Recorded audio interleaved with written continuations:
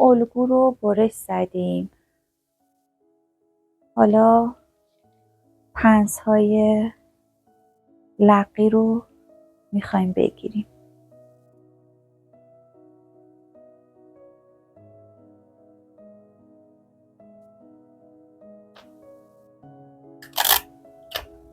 زمانی که ما پنس لقی رو میگیریم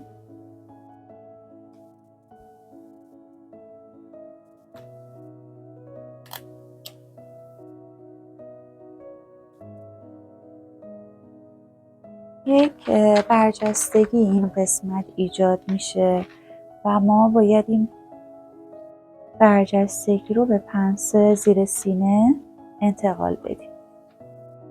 برش میزنیم، یک کاغذ میچسبونیم،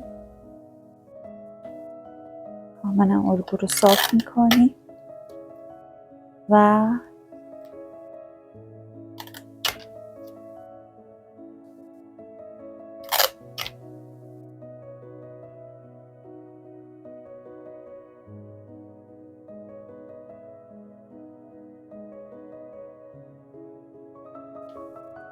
الگوی جلوی ما آماده است. شما هر پنسی رو هم بگیرین داخل الگوتون باید به زیر سینه یا به قسمت‌های مختلفی که آموزش دیدین یا به قسمت برش ها انتقال بدید.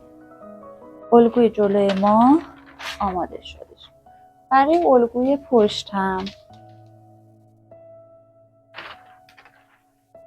ما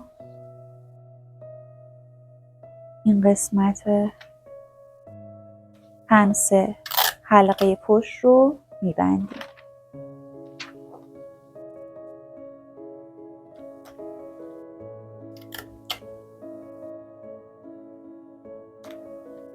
و شما با بستن این قسمت میتونید این قسمتی که ایجاد شده یک مقداری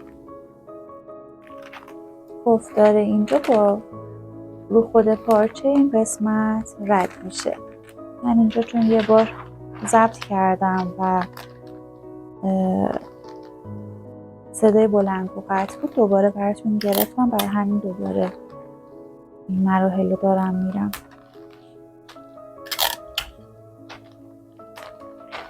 خیلی الگوی پشت ما هم آماده شد.